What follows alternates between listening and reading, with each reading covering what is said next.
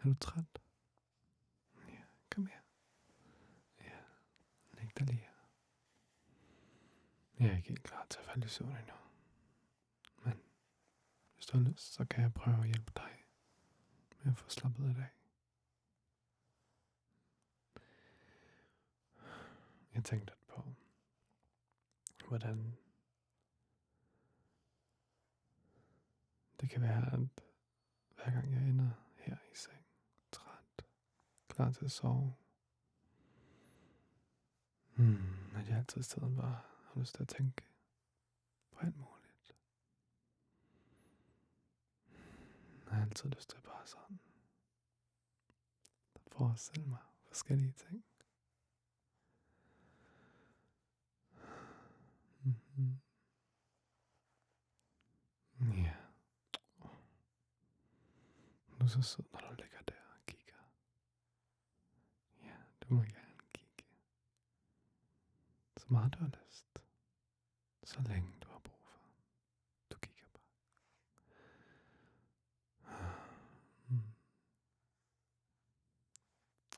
Jeg har sådan lyst til at rejse, men igen på samme tid.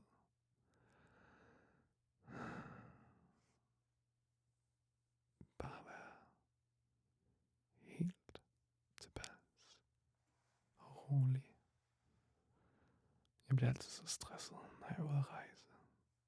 Jeg skal altid tænke på, om jeg når det ene eller det andet. Om mit tog ankommer om 5 minutter eller om 10 minutter. Altid være i en lufthavn 3 timer før. Ja, det er svært, synes jeg. Det er rigtig svært at finde ud af. Men så får man mulighed for at se så meget andet, så meget nyt. Jeg elsker at se verden. Men jeg elsker også bare at slappe af.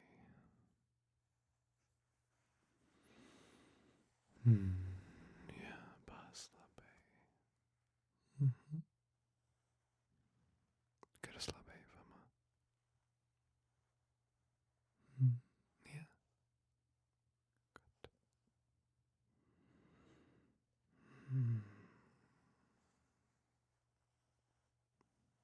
Jeg forestiller mig, hvordan det måtte føles.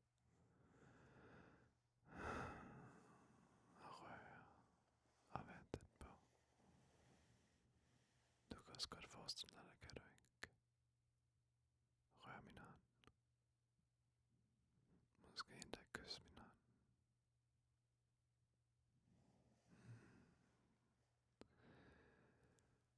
Det synes jeg i hvert fald kunne være rart. Bare nogle enkelte små kys. Behøver ikke være noget seriøst. Det kan bare være noget, der er helt stille og roligt. Og afslappende. Jeg elsker at slappe af med dig. Du er så rar.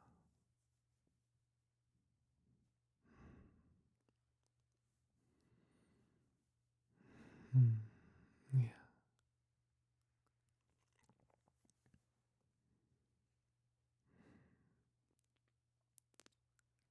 Jeg kan forestille mig, at du kigger på mig. Dit hoved på mit skød. Måske forstår du, hvad jeg siger, når jeg taler til dig på et fremmed sprog.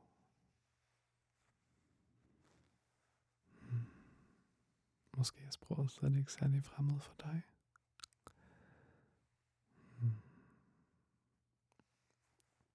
Jeg er efterhånden ved at miste små bidder af sproget. Jeg bor slet ikke i Danmark længere.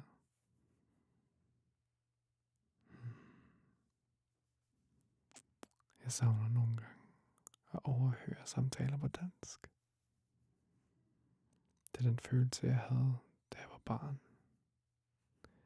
Jeg rejste rundt i verden.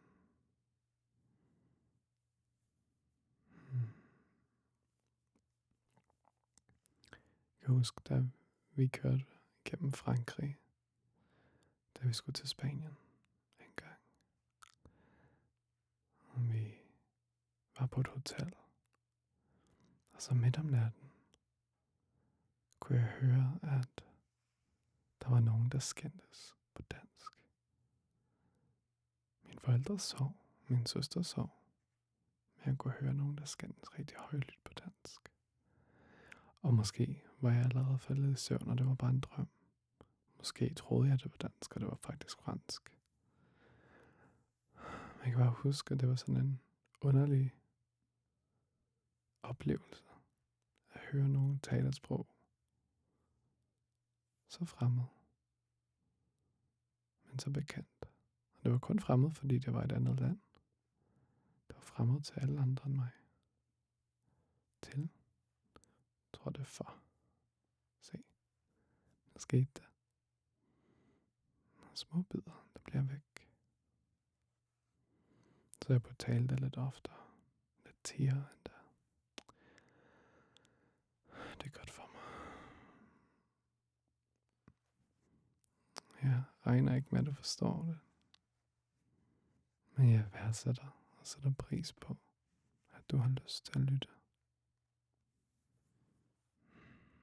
Jeg har lyst til at slappe af med mig.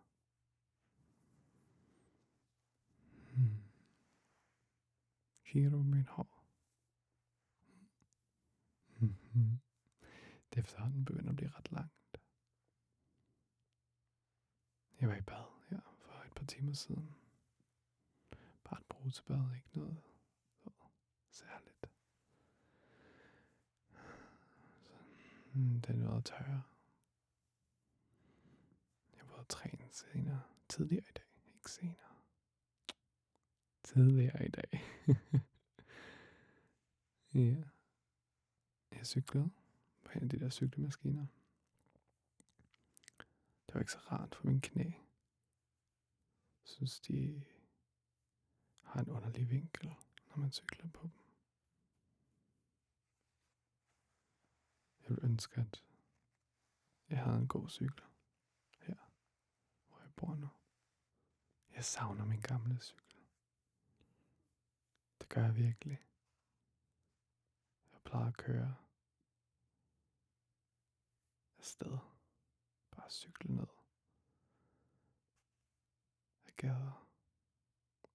Alt for hurtigt. Selvfølgelig med cykelhjelm. Da jeg skulle på arbejde om morgenen gennem Københavns morgentrafik. Altid så fucking stressende med Københavns morgentrafik. Puha. Men det var fedt. Det var det altså. Der var noget helt specielt ved tusindvis af mennesker, der cyklede nærmest om kap for at nå ind på deres kontor til tid. Jeg tror nogle gange, vi prøver lidt for hårdt, lidt for meget, at nå det hele til tiden.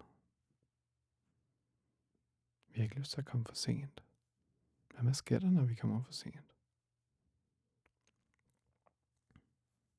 Er det fordi, det er pinligt? Er det fordi, det viser, at vi er udisciplineret? Men hvad er der galt med at være udisciplineret? Fuck disciplin. Lider for kort til at være pinlig over at komme for sent. Man kan sige undskyld. Jeg kan bedre lide at sige tak for at vente. Jeg kan godt lide at sige tak, sådan helt generelt. Der er så mange ting at være taknemmelig for. Jeg er taknemmelig for dig, selvfølgelig. Taknemmelig for, at du gider at lytte.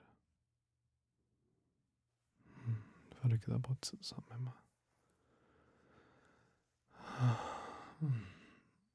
Det er så rart bare at slappe af.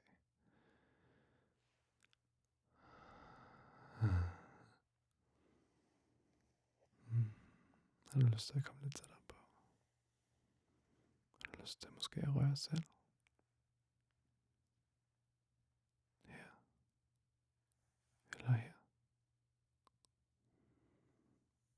hvert fald, at du kan være slappet af. Mm. Det er i hvert fald det, der er meningen. Du får slappet af. Jeg har et ret afslappende lys på. Jeg tror ikke, det er så tydeligt, at det er afslappende, fordi der er sådan nogle skarpe skygger på min hud. På grund af mine hænder.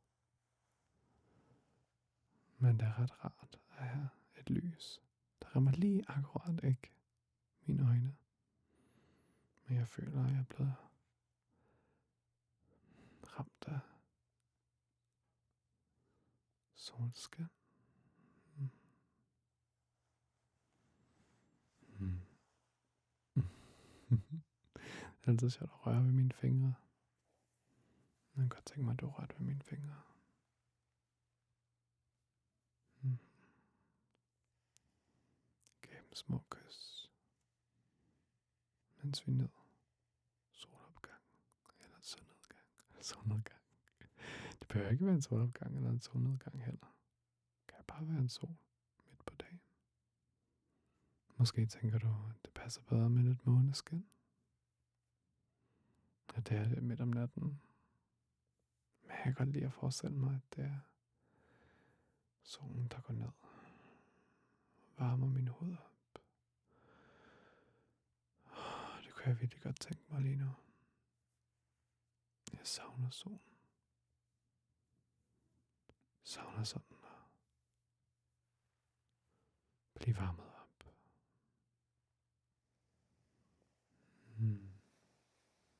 Det kunne virkelig være rart, hvis du varmede mig op.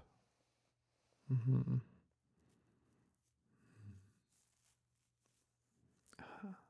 Skægstube. Jeg burde barbere mig, men jeg er lidt for dog. Udisciplineret. Mm.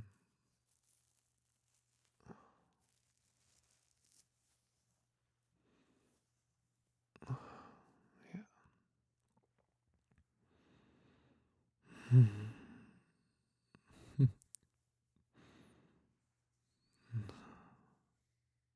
Det er så godt. Bare slap af. Du skal bare slappe af. Okay? Bare træk vejret med mig.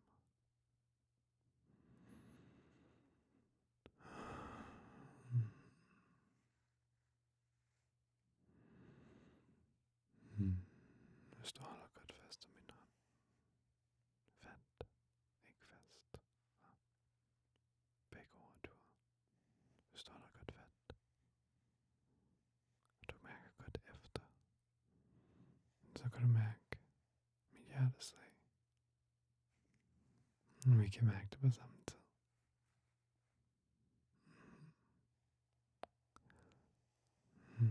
Du kan bare placere min hånd, hvor end du har lyst til, at den skal være.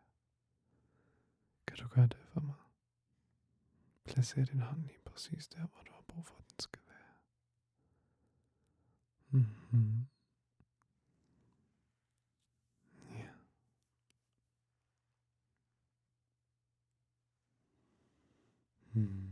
Du gør det så godt. Ja.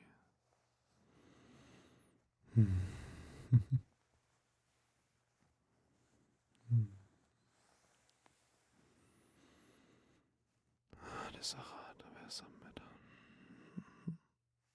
Tilbringe tid sammen.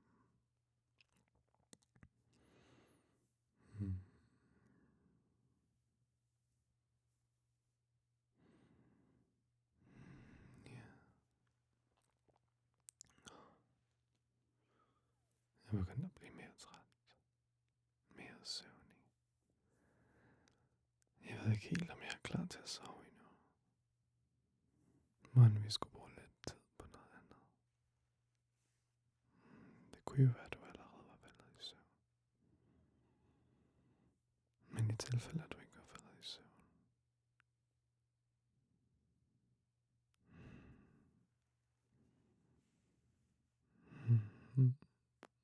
Jeg forestiller dig, vi kan bruge tid på. Noget specielt, du forestiller dig. Noget specifikt. Noget helt særligt. Måske tænker du på, hvad jeg ellers skulle bruge min mand til, end bare at snakke. Ja. Mm. Mm. Jeg elsker at høre på dine idéer. Du har gode idéer.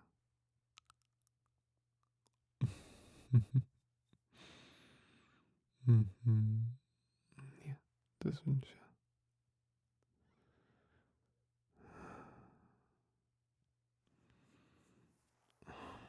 Jeg har ømme skuldre.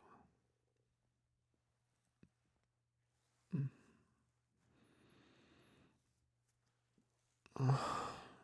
Ja.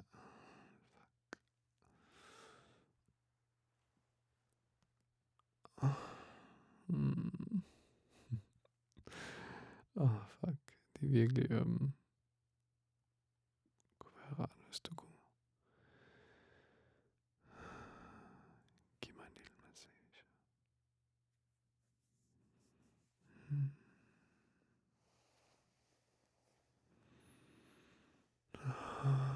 Ja. Mhm. Jeg er lidt ligeglad, hvilken slags massage. Jeg er sikker på, at du kan finde en masse ømme steder på min krop. Mhm. Mm.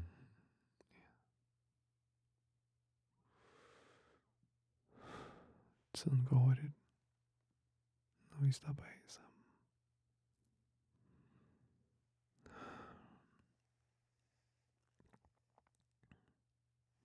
Hvad er klokken? Skal vi kigge?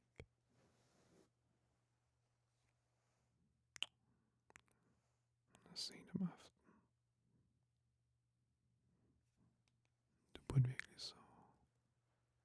Ja, så. Det er tid til at sove. Kom, drik vand med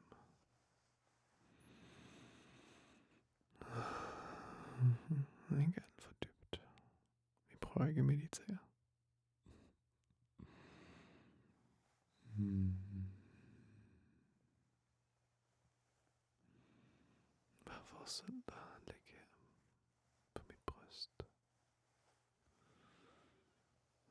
Jeg holder om dig. Mm.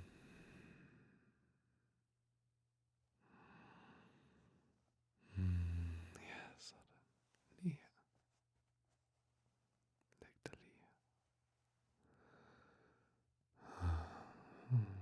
Ja, du er så god. Mm. Mhm. Ja, sådan. Du gør det så godt. Mm.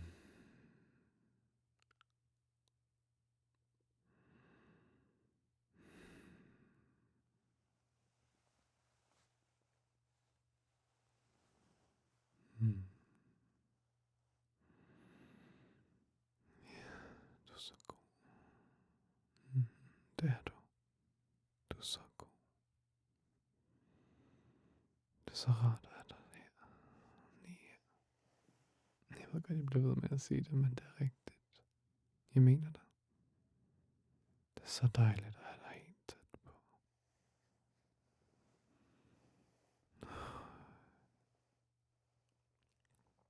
Jeg kunne virkelig godt tænke dig, at du er endnu tættere på. Så tæt på som muligt. Ja, så tæt på som muligt. Mm. Mm. Mm. Ja.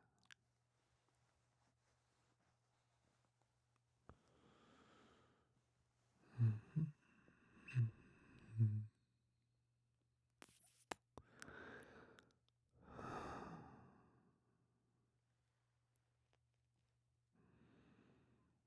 Mm. Så godt. Ja, vi ses snart igen. Hmm.